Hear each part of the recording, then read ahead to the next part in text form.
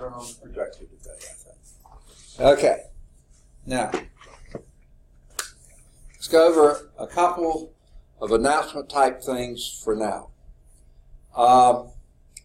Tomorrow at 9:30 in the morning, there is a special presentation on the Birmingham East Campus in the A.G. Gaston Auditorium, a nice auditorium over there, of a troupe or a traveling company or something like that from UAB doing Broadway hits.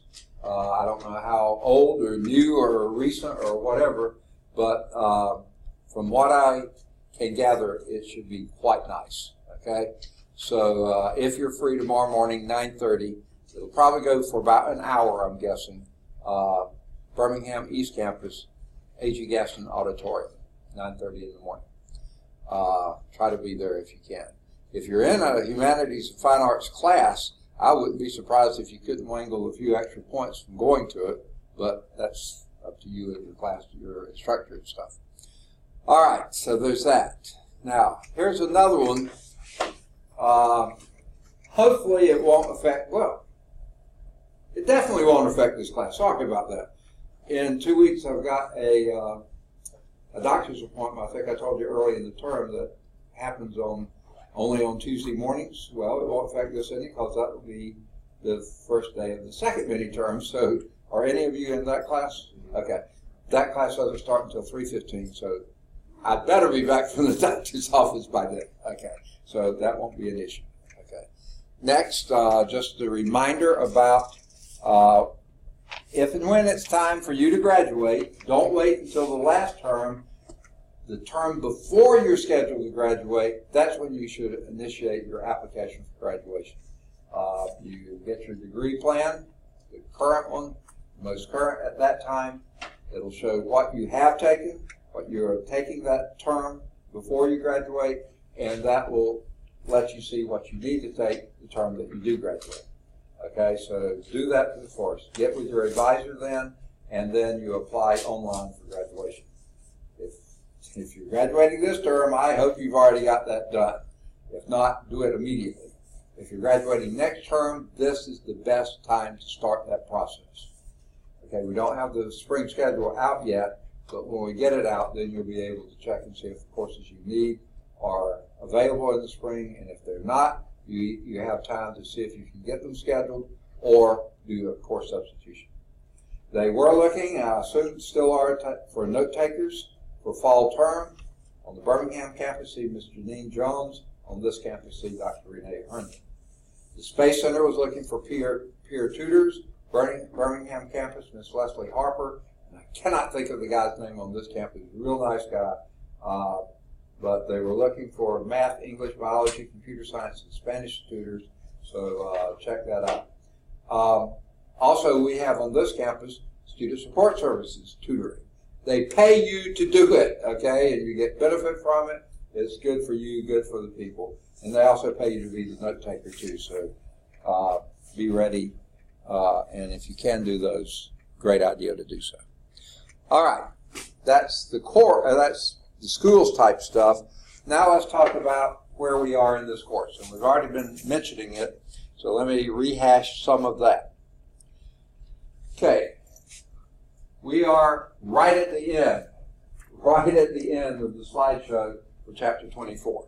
So it's not going to take us more than 15, 30 minutes or something like that to finish the chapter today. Then we will move on to the lab for today on Chapter 24.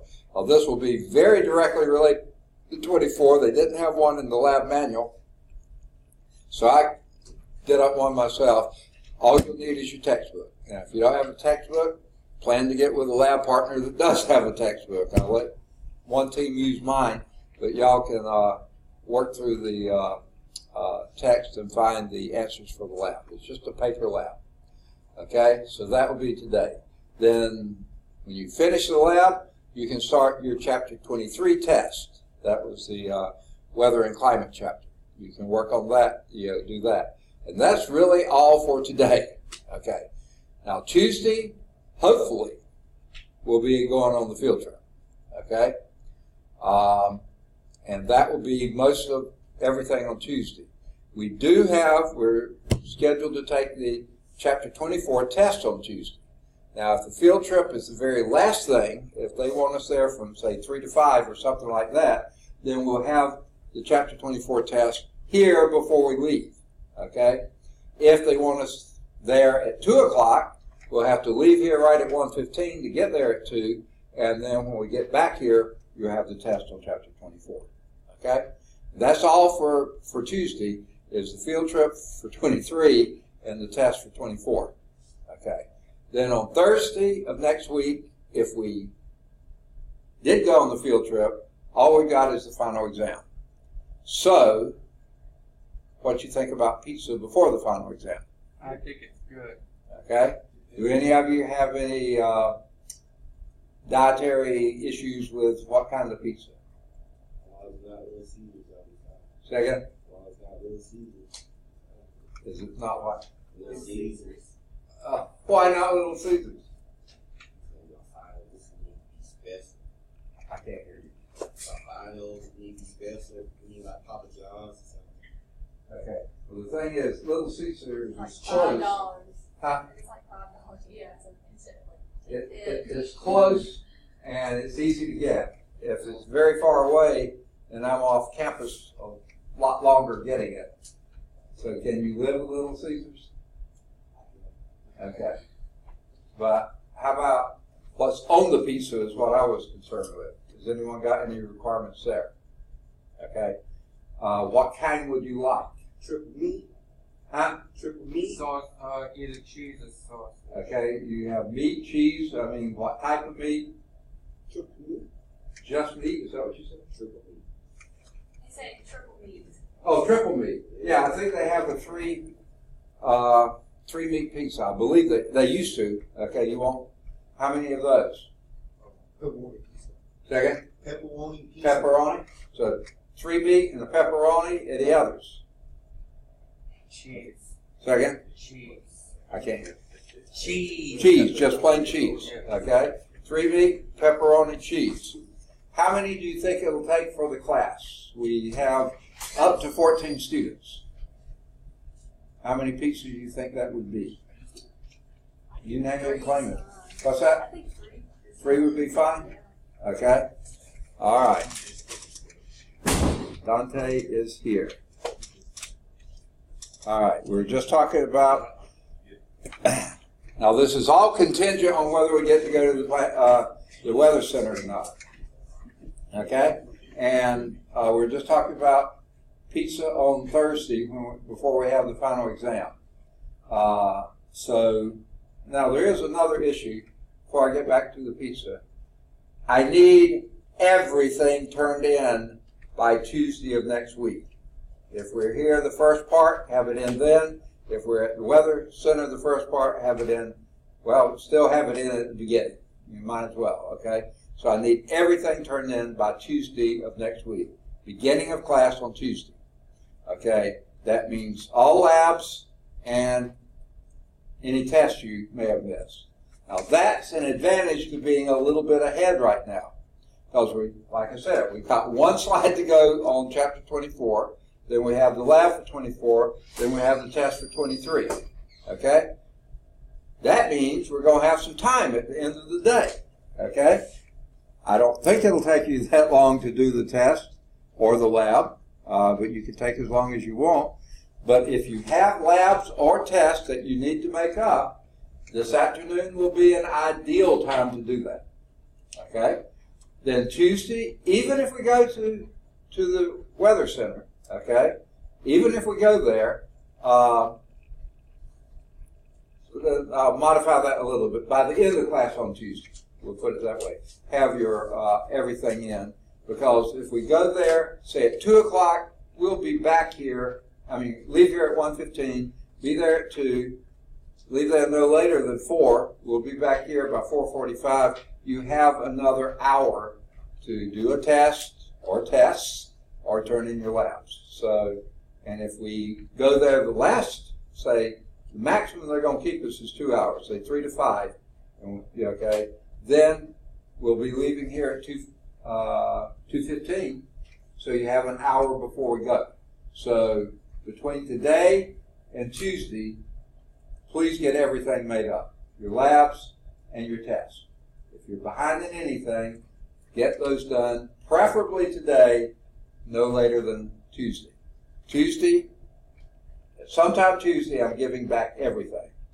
Okay, and this may be, I can't say for sure, the first class that I haven't been able to give back anything yet, because there's at least one lab or test missing from somebody in every lab and test we've done.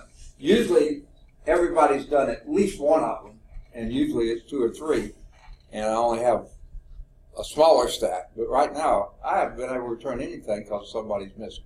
So please get those in today, tomorrow, Monday, no later than Tuesday. By the end of class on Tuesday. Okay? So you got some time today, I think. All right. Now, let's get back to the pizza. We're talking about pizza for before the final on Thursday, okay, of next week. We had 3 meat, pepperoni, and cheese requested. Any other type of pizza you would want to have? Okay. Is 3 pizzas enough for a class of 14? Or do you want more? Second?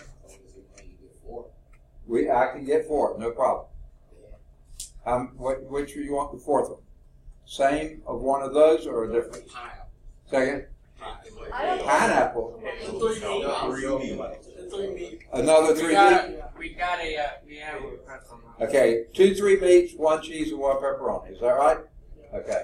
We'll do that for next Thursday, unless we're going on the field trip. But we'll still have time to do it, I think, even if the field trip is Thursday.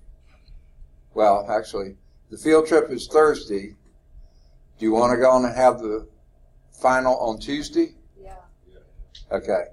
So if it turns out that we can't go Tuesday, but they can take us Thursday, let's plan to we'll have the test on chapter 24, and then we'll have the test on the final exam. So you want the pizza that day rather than Thursday then? Yeah. Okay. Because we'll have plenty of time to have everything. So that's how it's going to pan out. Okay? Any questions? All right. Whew. Okay. I think that worked out fine, or has possibility of working out fine. Before we get into the ocean floor, or onto the ocean floor, or whatever, there is a blurb. I can't remember if I mentioned this last time. It's People Behind the Science, Miss Rachel Louise Carson. Did we talk about that? She was a U.S. biologist, conservationist, and campaigner. Born in 1907, so I'm sure she's long since, whenever, but she died in Silver Spring, Maryland in 1964, so that was 57, not too long of a life there. But she was did quite a bit in her lifetime.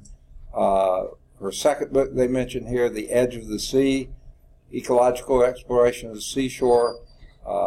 Most famous book, The Silent Spring, powerful indictment of the chemical poisons and stuff. Sounds like a very interesting lady. Certainly one worth the paper. Now let's see, why do I already, there you are. All right. But remember, this blurb is not your source. This blurb is the source of ideas, but you have to go outside the book to get your sources for the paper. Okay? By the way, I did get another paper in today, so we may be not even half the class yet is turned into paper. Those are also due by Tuesday. I do not want them, if they come in Thursday, you're going to be losing points, because Thursday is final exam day. So, You said Tuesday was going to be final. well, even if we have the test, the final on Tuesday, you can turn in the paper that day. But I didn't want it coming in on the, for this class, technically, Thursday's the final exam day. If we're going to Weather Center on Thursday, then we'll have the final on Tuesday, just so that you can knock it out and we'll have something to do on Tuesday. Okay, so everybody hear that and understand it? All right. Now, any questions? All right. Now let's go to the ocean floor. Okay? The ocean floor is structured in a way, especially on the east coast of the U.S. and other places like that, there is what we call a continental shelf. It's basically the beach comes down and it's kind of like the beach continues, only it's below water. There is a certain shelf there that's just been falling off, so at some point you hit the water, but the shelf keeps going. That happens here in the U.S., the Atlantic coast, and of course the Gulf of Mexico. You have a certain continental shelf that goes out for a ways. On the west coast, it's more like this. I mean, it drops off pretty quickly. There is a shelf, but it's much smaller. The one on the east coast, sometimes you can go out on sandbars and other things almost out of sight of the beach, okay, and you still can be walking somewhere out there. You might have to swim a little to get there, but you still have.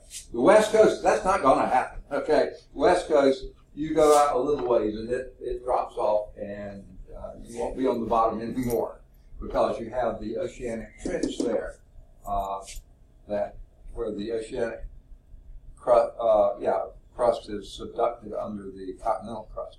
On the east coast, because in the Atlantic, remember, we have the spreading. So it's whatever was our coast there before is still our coast. You know, there is no subduction here. The Atlantic is actually spreading, not shrinking like the Pacific is. And the Pacific isn't shrinking much. Okay, so you have the continental shelf. It's eroded on the continental margins, okay? And that's, in fact, what makes there to be a shelf here is erosion that's come in and filled up here, okay? Over here, you have the same thing, but then there's erosion there, okay? There's relatively shallow water. Like I said, often you can walk out there, you know, for quite a ways. You might have a little trench or something, but then you hit more sandbars and other things further out. So on the east coast and Gulf of Mexico, usually quite a long continental shelf there. Okay, now part of that, the end of it, is what they call the continental slope. That's where it does start falling off. There is slope here, but that's still on the shelf. Where it starts falling off, there's the continental slope. That probably a little more gradual on the east coast, pretty sharp, pretty distinct on the west coast. It's steeper, the transition feature beyond the continental shelf. Okay? Often cut by submarine canyons. Now these could be canyons that are this way or also this way. It could be that there are inlets into that, and say on this side of this you have a canyon here that has been either eroded or whatever, you know, so it's not all just a smooth shelf. Then ultimately you get to the ocean basin, okay? And they don't really show that all that clearly here. Yeah, here it shows the ocean basin. I can't read that last word. Floor, okay. Ocean basin floor, okay? Now, it's on both sides, but that's the only place it really shows, okay, on the diagram. Now, I hesitate to say this. It's not the deepest part of the ocean, okay, but it's getting toward the deepest part of the ocean, on average, okay? It's characterized by practically level abyssal plain. See, they show the ocean basin floor here, and they call it the abyssal plain there. Same thing, okay? That's practically level, but you also have mountain regions. Some of these are very small, some of them are quite tall, some of them actually break the surface and become islands, okay? So, can we close the door maybe?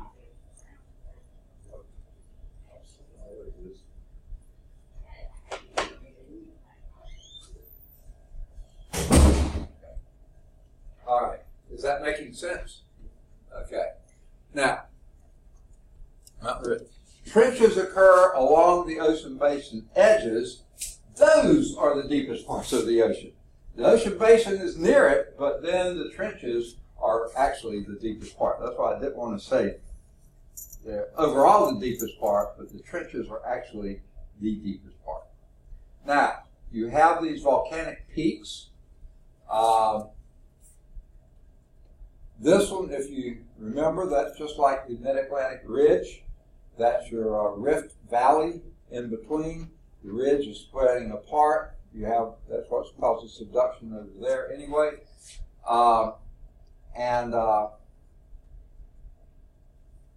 Where Iceland is, that's actually broken the surface and you have a chain of islands.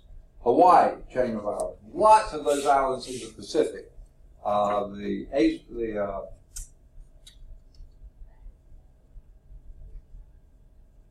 Not Azores.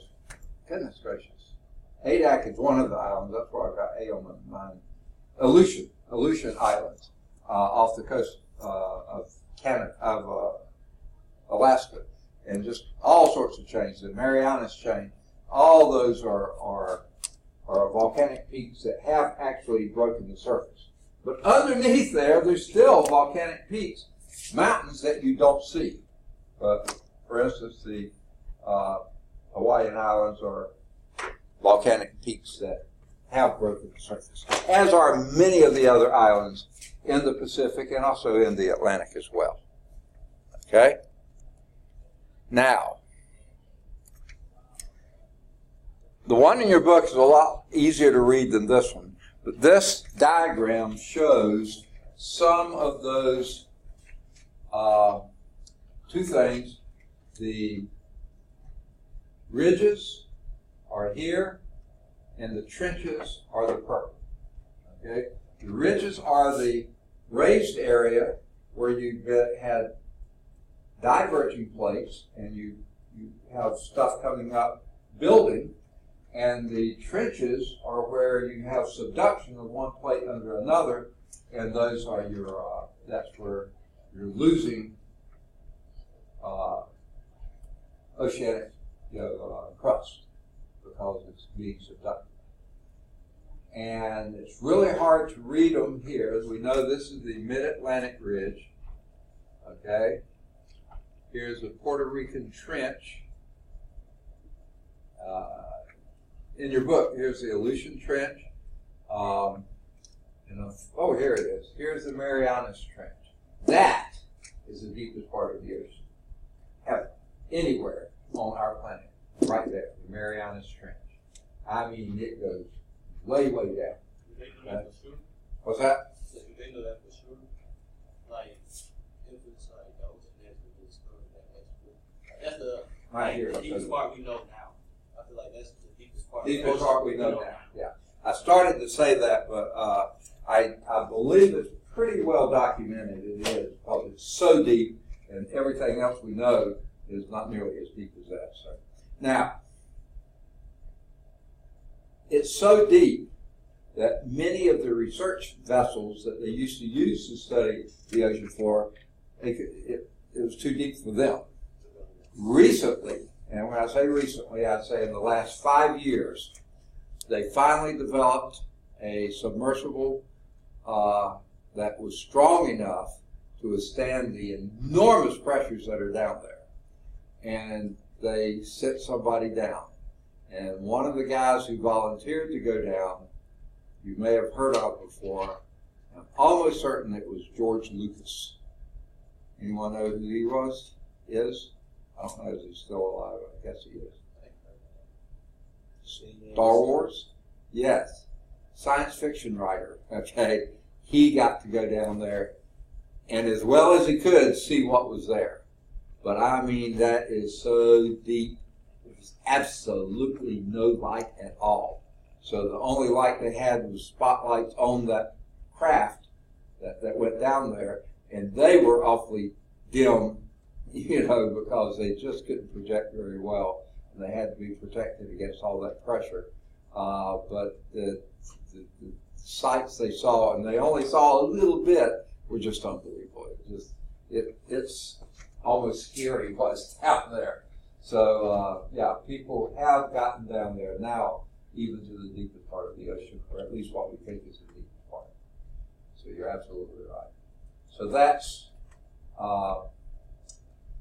the mapping, you might say, of some of the features of the ocean floor as we understand them now.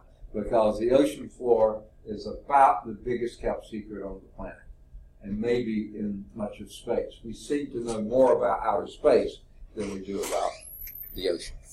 Okay? So there's that. And I believe that is the last slide. Okay? And I'm pretty sure you've heard this before.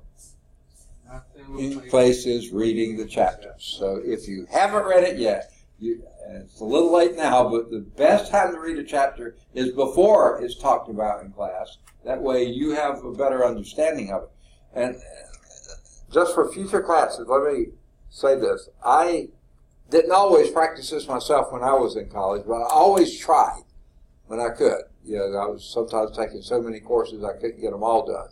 But I found out that, say, in a calculus class, I would try to read what we were going to cover the next day, or at least my projection of what that would be.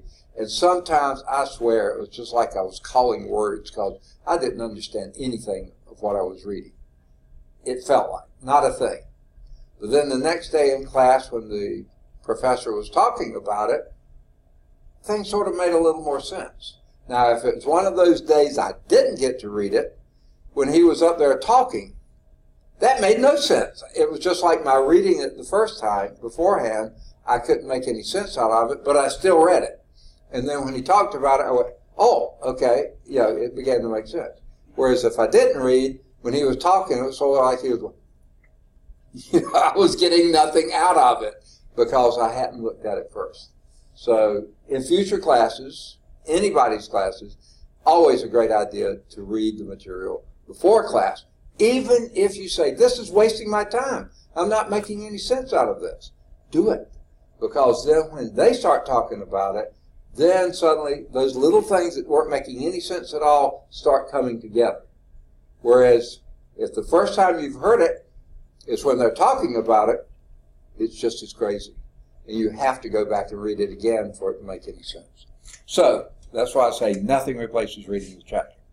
There is a summary at the end. This one's maybe about average size, maybe a little short of average, but it has a lot of key terms in italics.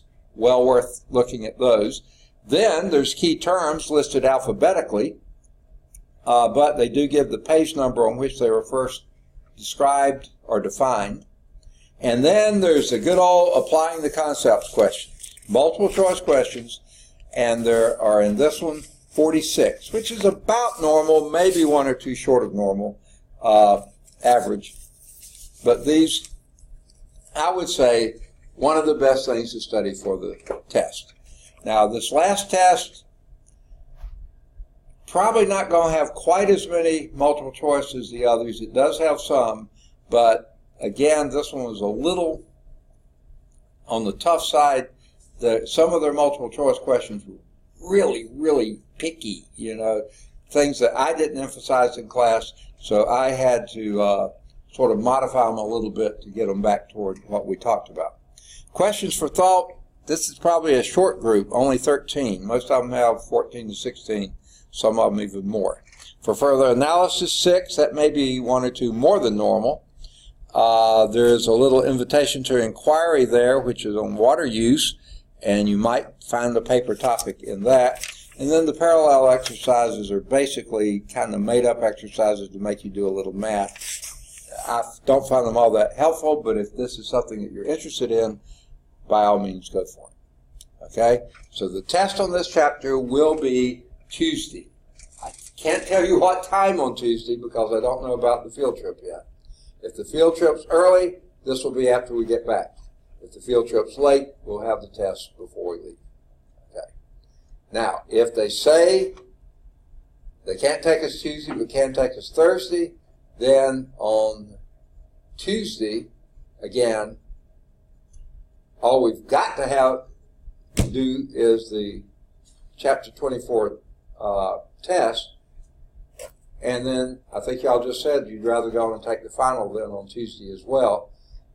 So that backs it up, and we'll do the pizza first, then the Chapter 24 test, and then the final. And then on Thursday, it'll just be the field trip, okay, which will be our lab for 23. All right.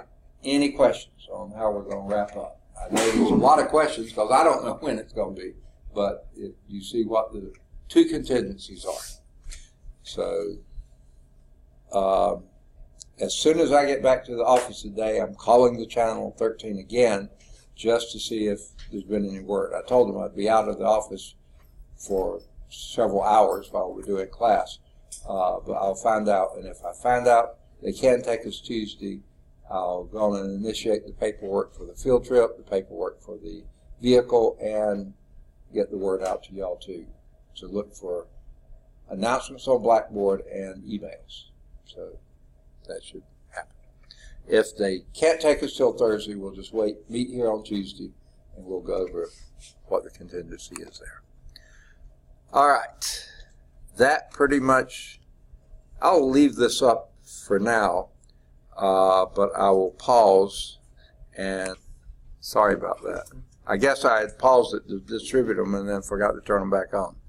But I passed out the test, and everything on the test, the labs, everything on the labs are in the text, in one of the figures, and there's several figures in there. You'll find all the information you need. Now, it may not list countries, but you should be able to figure those out. Ask me if you can't. It doesn't list the names of the continents, but surely you should know the names of the continents. If you need an atlas, I'll go down to the library and check one out for you. Okay? Any questions?